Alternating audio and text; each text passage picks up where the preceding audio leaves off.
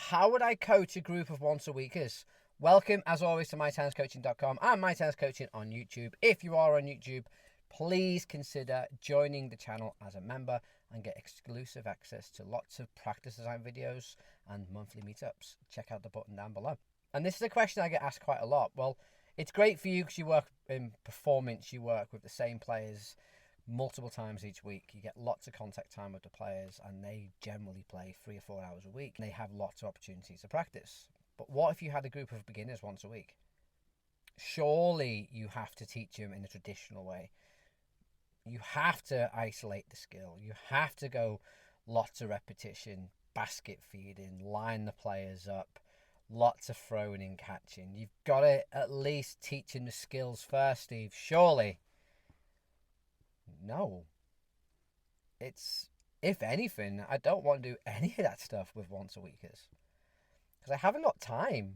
I haven't got time to be quite nuanced with the skill acquisition.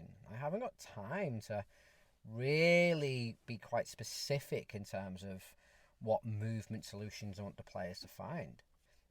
If I've only got a player once a week, I'm just playing tennis. I'm just letting them play a game of tennis. Now, they may not play tennis as we know.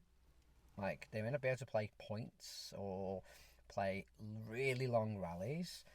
But I'm going to make sure 2 things are key. Number 1, they have a racket in their hand all lesson.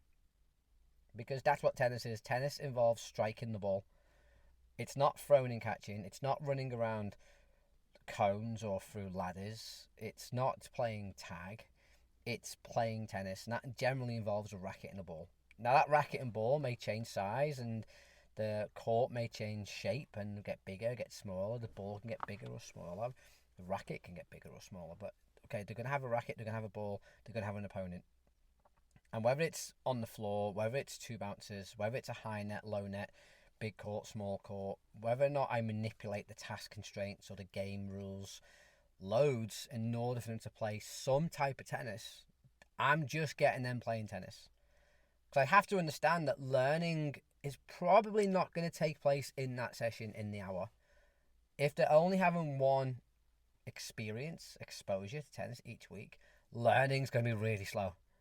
Because they're not having a lot of interaction, they're not having a lot of repetition without repetition. It's going to take time.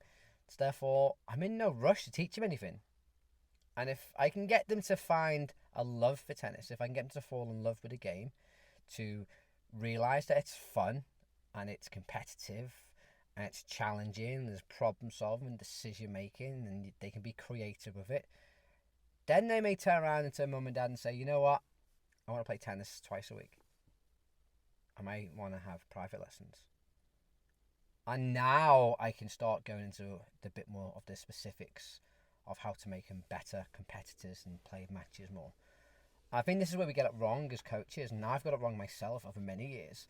Like, your once-a-weekers, you're hitting giggles, I call them. And again, that's not a negative phrase. It's just, that's what they're there to do. They're there to hit balls and have fun. So I've made the mistake of trying to teach him too much.